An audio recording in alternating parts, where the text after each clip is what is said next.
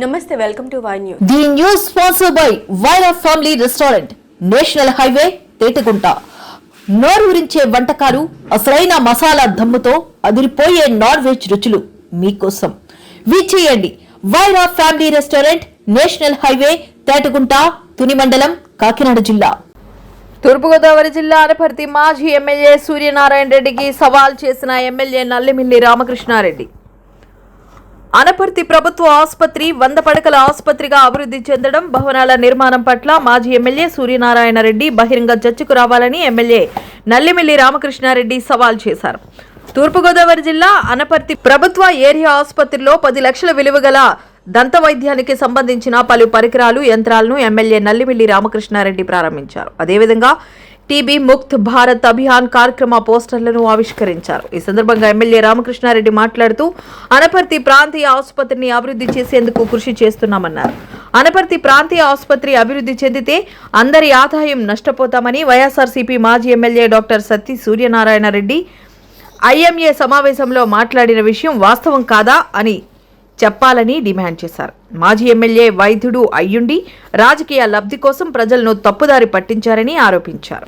ఈరోజు అనపర్తి ప్రాంతీయ ఆసుపత్రిలో దంత వైద్యానికి సంబంధించిన అధునాతనమైన పరికరాలను ప్రారంభించడం జరిగింది. దాదాపు 10 లక్షల రూపాయలు విలువ కలిగిన అధునాతన చికిత్స కోసం ఎక్విప్మెంట్ రావడం, వాటిని ప్రారంభించుకోవడం జరిగింది. ముఖ్యంగా ఈ ఆసుపత్రి గణనీయమైన సేవలు అందిస్తూ ఉంది. దాదాపుగా ప్రతిరోజు 500 మంది పేషెంట్స్ ఓపీలో ఉండడం, దాదాపు 16 మంది వైద్యులు ఓపీ చూడడం కూడా జరుగుతూ ఉంది. అదేవిధంగా సర్జరీస్ జరుగుతూ ఉన్నాయి. మిగిలిన కార్యక్రమాలన్నీ కూడా అద్భుతంగా జరుగుతూ ఉన్నాయి. ముఖ్యంగా తూర్పుగోదావరి జిల్లాలో ఏకైక ప్రాంతీయ ఆసుపత్రి అనపర్తిలో ఉంది. ఈ ఆసుపత్రిని అన్ని విధాలు అభివృద్ధి చేయడం కోసం కృషి చేస్తూ ఉన్నాం. దీనిపైన బురద చల్లడం కోసం కొంతమంది సోలో వీడియోలు మాట్లాడడం జరుగుతూ ఉంది. ఈ 100 పడకల ఆసుపత్రి మంజూరు పైన కొన్ని సోలో వీడియోలు ఇటీవల కాలంలో కొంతమంది రిలీజ్ చేశారు.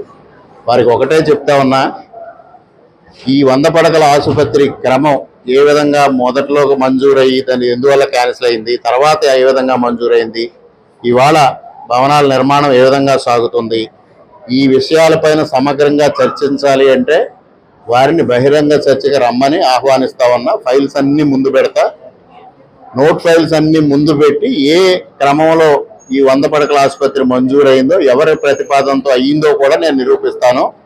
దానికి సిద్ధమైతే సోలో వీడియోలు చేసిన వ్యక్తిని బహిరంగ చర్చకి రమ్మని ఇన్వైట్ చేస్తా ఉన్నా. అదేవిధంగా ఇక్కడ ప్రాంతీయ ఆసుపత్రి ఏర్పాటు అయితే మనందరి వైద్య సేవలు నిలిచిపోతే మనందరం నష్టపోతాం వ్యాపార పరంగానే. ఈ సోలో వీడియోలో మాట్లాడిన వ్యక్తి ఐఎంఏ సమావేశంలో మాట్లాడింది వాస్తవం కాదా చెప్పమని డిమాండ్ చేస్తా ఉన్నా.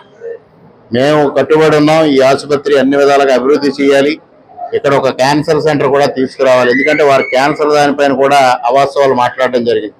సాక్షాత్తు ఒక వైద్యుడు అయి ఉండి ప్రజలను అప్రమత్తం చేయాల్సింది పోయి ప్రజలను తప్పుదారి పట్టించడం చట్టరీత్యా కూడా అది నేరం. అటువంటి నేరానికి పాల్పడుతూ రాజకీయ లబ్ధి కోసం ఇంత కుత్సిత బుద్ధితో ఈ విధంగా ఉండడం సమంజసం కాదు అని కూడా ఈ సందర్భంగా వారికి హితవు పలుకుతా ఉన్నా.